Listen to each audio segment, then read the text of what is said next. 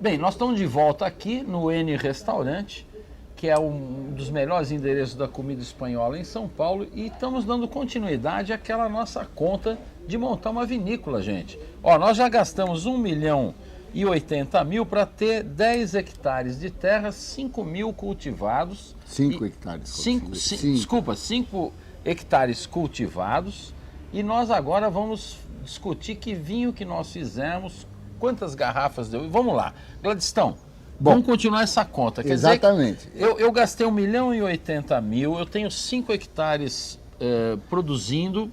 Vamos considerar que deu tudo certo, porque outro dia você teve que arrancar um monte de uva que não funcionou depois de 5 anos. Depois de 5 anos, daí você vê que aquele clone não se adaptou bem, ou uma variedade... É um risco danado isso. Tem risco, porque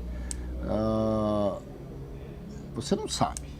É sempre um mistério, é um claro enigma da natureza. Claro que nós no métier temos muitas indicações, a gente trabalha muito sobre isso, também não põe assim. Mas muitas vezes um clone não se comporta como você esperava que ele se comportasse. Mas, Gladstone, vamos imaginar que deu certo. Nós fizemos esse taná aqui, um pouquinho de cabernet. Exatamente. Então eu estimo, quando nós fizemos a adega, colocamos 60 mililitros, uma estocagem, capacidade para estocar, fermentar e tudo mais. 60 mil de uns litros, 60 né? mililitros lá nessa nossa adega. Que é o que eu vou tirar de 5 hectares. E uns 6 mililitros em barricas, tá. certo? Então são 66 mil litros. Tem mais 6 mil em barrica. Em barrica, tá. Que também tem que ser usadas. Bom, a grande questão é a seguinte. Para um vinho... Isso vai dar quantas garrafas? Para um vinho ter... 80... Só para você ter uma ideia, para um vinho ter uma boa qualidade, a produção de uva tem que ser limitada. Então eu estou estimando que estamos produzindo 6, 7 toneladas, 6, 7 mil quilos... Em cada hectare. Cada hectare. Ah, que é uma boa medida. Que é uma boa medida, porque nós plantamos 5.000 plantas... Nós vamos estar com 1,3 kg por planta. Que vai dar muita que é uma qualidade. Coisa que dá uma concentração, que se espera que dê uma boa qualidade. Claro. Não é? Claro que depois tem os tratos culturais, você tem que trabalhar muito a videira, como temos que falar em insolação, temos que falar em uma série de fatores técnicos que não vão ficar aqui. Aí é elucubração. Exatamente. Mas digamos que se conseguiu tudo isso e estamos no 4º ano. Aí... começa em março, ou julho, ou março, digamos, começa o inverno no sul, cai as folhas, julho, agosto você poda, e começa a primavera. Quantas pessoas eu vou ter trabalhando aqui, Gladstone? Olha, precisa no mínimo umas 3 pessoas. 3 pessoas? Isso vai custar quanto por mês? Agora é complicado, eu não entraria... 3 mil reais? Mais, porque não esqueçam que mais no de Brasil... R$1.000 por dia? Vocês têm que pensar que no Brasil se paga muito encargo social. Quando você tem um empreendimento e no momento que lá você vem tem... o governo de novo atrapalhando a gente. O Brasil é assim, é o custo Brasil, que agora eu quero falar para vocês. Antes de vocês se colocarem nesse projeto, pensem em registros, pensem em licenças, pensem em leis sociais, pensem em salários, porque tudo isso é um ônus que você tem que... Que peso hoje na sua vinícola? Olha, eu estimo hoje, em termos de toda a cadeia, nós estamos em torno de 50%. 50% de custo social no vinho? Imposto. De imposto, de um modo geral. Bom, custo social, imposto, tudo dá para o governo. Mas o administrativo também é alto, é uma coisa de 30%, né? Me falaram. O administrativo, bom, depende. Porque no meu caso, eu tenho minha esposa que é enóloga e ela se ocupa da... Então, eu não conto... Quer dizer, quando uma garrafa sai da Cordilheira de Santana, metade dela ficou para o governo em várias etapas do processo. Que absurdo. É absurdo. E aí nós nem falamos de distribuição aqui para cima. Não falamos em frete, não falamos nada. E além do... O que eu acho pior é a forma de cobrar os impostos no Brasil. ela é infernal. Ela se repete, ela é burocrática. Não, é muito burocrática e tem um problema muito sério, que agora se criou uma coisa chamada substituição fiscal. E isso varia. Você paga na frente. Paga na frente. Antes paga de você receber, antes de você já pagou. É o fim da picada. Você, olha bem, você começou março, colheu uma uva. Tá. Muito bem, essa uva transformou em vinho até março. Vamos começar o próximo ano. Eu começo a pôr dinheiro todo dia lá, porque eu tenho que cuidar do vinhedo. Claro. Vinhedo. Só vou colher uva janeiro, fevereiro e março do ano que vem. Todo esse dinheiro eu antecipei. Tá. Certo? Sem dúvida. Aí, para colher a uva. Isso, aí você fez o vinho, aí demorou... faço o vinho. Daí o vinho, 60 dias, 70 dias, o vinho estaria pronto, mas não está pronto para consumo. Claro. Aí tem que envelhecer em barrica, aí tem que engarrafar, tem que deixar mais um tempo na garrafa. Passou 1 ano, 2, e você já botou o dinheiro aqui atrás. Aí você vende e ainda paga o imposto do cara que comprou que não te pagou. Tu paga hoje, a maioria nos grandes mercados, você paga imposto antecipado. Que absurdo. Que você não recebeu ainda. Quer dizer, então, ninguém ajuda o produtor de vinho não tem. Nesse momento. E é importante dizer, claro, que os grandes centros estão longe das áreas melhores para a produção de vinhos. Então o frete...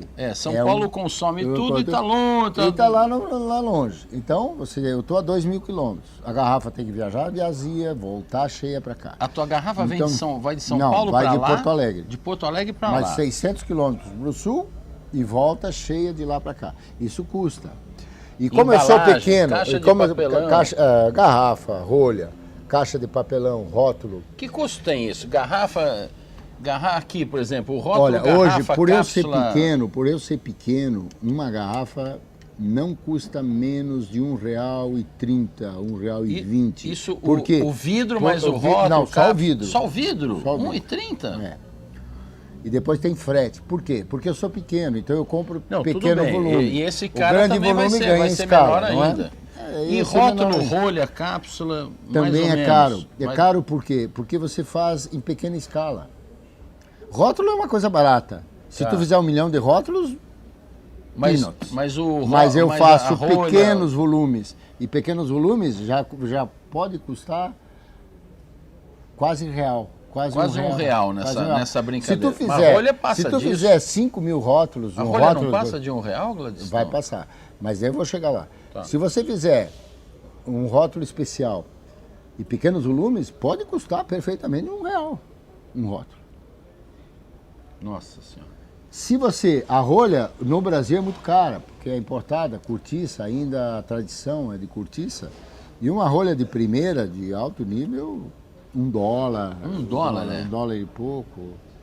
Depende da qualidade que se usa. Então, quer dizer, a gente já sai de R$4,30... É frouxo. R$4,30 fácil. No teu vinho...